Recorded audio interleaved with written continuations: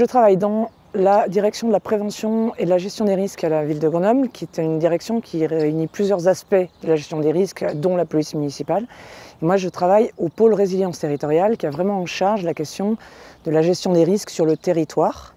Historiquement, beaucoup la gestion des risques majeurs, type inondation, séisme, plan de prévention, information des populations, etc. J'étais embauchée il y a un peu plus d'un an sur un poste de chef de projet résilience territoriale avec une mission assez spécifique qui était d'élargir ce qu'on prend en compte comme type de risque, tout type de risque, dans la perspective de la nécessité de la transition. En disant, d'ici à 20 ans, il faut qu'on engage, qu'on continue, qu'on enrichisse nos démarches de transition.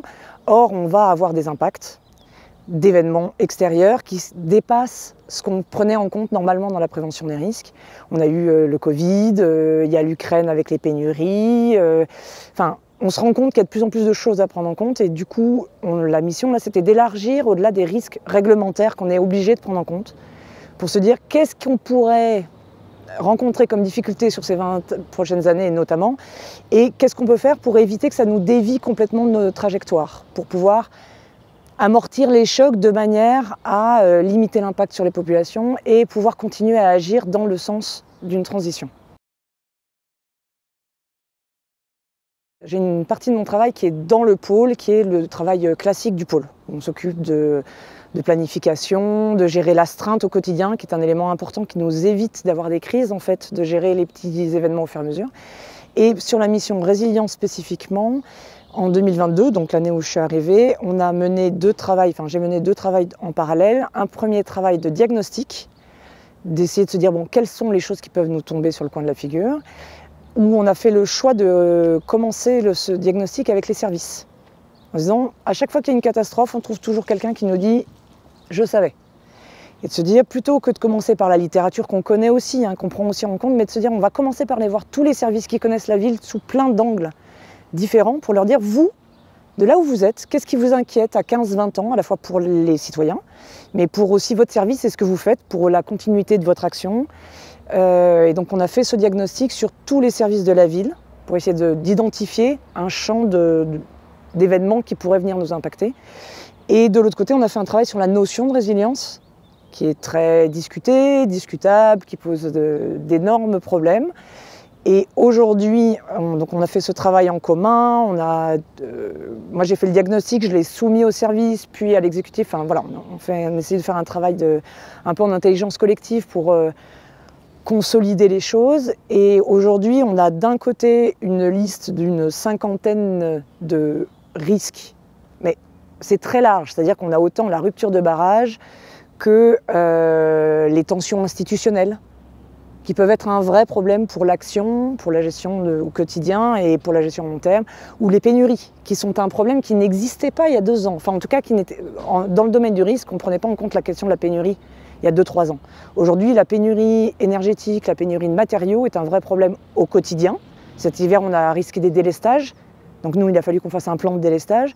Mais c'est aussi l'augmentation des coûts qui va réduire la capacité de la mairie à pouvoir agir pour une transition, à pouvoir répondre aux besoins des citoyens. Donc il faut qu'on soit capable de gérer ces pénuries pour pouvoir continuer l'action publique. Et de l'autre côté, ça s'articule avec une stratégie qui est en cours d'élaboration, qui normalement devrait être toute belle et toute finie pour la fin 2023. Donc je suis en plein dedans. Mais l'idée de fond, c'est de se dire qu'on a déjà la prévention des risques, on sait faire déjà beaucoup de choses, nos services sont très outillés, l'État est outillé, on a tous nos partenaires sur le territoire, on sait déjà faire pour le risque inondation, on a déjà des billes, il faut continuer à travailler, mais on est quand même dans un domaine où on est outillé. Se dire, si on doit faire résilience, qu'est-ce que ça porterait en plus? Et l'idée qu'on a, c'est de dire, s'intéresser à la résilience, c'est s'intéresser à la capacité à agir. Comment, quand il se passe un truc, on continue à être capable de circuler, de se nourrir, d'apporter de l'eau potable. Ou pour des individus et des groupes, quand il se passe quelque chose, est-ce qu'on est encore capable de se parler, de se réunir, de penser ce qui est en train de nous arriver? Et l'idée, c'est de se dire que pour préserver cette capacité à agir, il va y avoir un travail sur des choses très pratiques, les stocks, l'organisation des services, etc. Mais il va y aussi avoir un travail sur ce qu'on appellerait la réponse de l'environnement, c'est-à-dire qu'est-ce que nous on peut apporter comme réponse aux citoyens en cas de difficulté pour qu'ils puissent s'appuyer. Ça peut être un support, par exemple dans le plan de délestage, on avait prévu, s'il y avait des délestages dans des quartiers, d'ouvrir les MDH à côté des quartiers, afin que les gens puissent venir chercher de l'information, se réchauffer, boire un café, simplement être ensemble.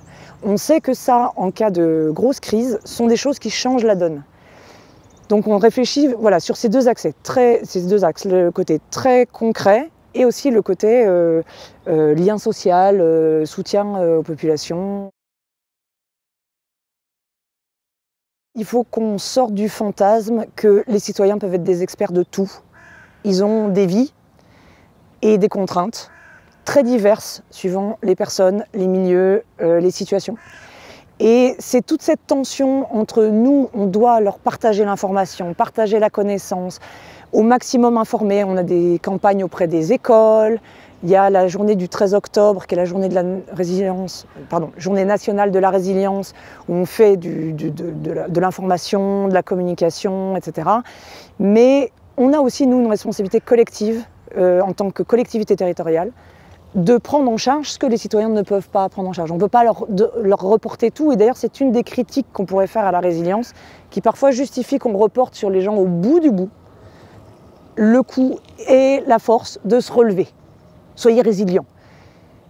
Or là, c'est justement toute l'approche qu'on développe, de dire en fait, évidemment il faut outiller les gens au maximum, mais on a aussi une responsabilité en tant que collectivité de les soutenir, et on ne peut pas attendre de chaque individu qui soit spécialiste de tous les risques, sachant qu'il y en a partout et que si on commence à creuser, c'est très angoissant. Donc, on fait des actions d'information, nous et nos partenaires. Il y a le SPI sur le risque industriel, la préfecture, enfin, il y a l'information, il y a les trucs auprès des écoles. Et nous, dans notre stratégie, ce qu'on imagine, c'est que grâce à l'expertise qu'on a en interne et avec nos partenaires, on peut imaginer des solutions. Et là où on imagine vraiment la place des citoyens qui serait très importante, c'est sur la mise en œuvre.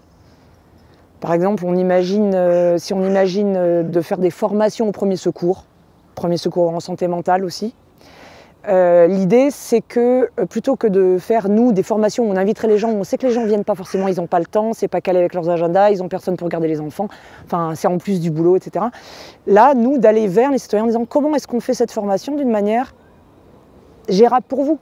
Donc ça veut dire que peut-être dans certains quartiers, on le fera avec le club de foot, dans d'autres, on le fera au bar.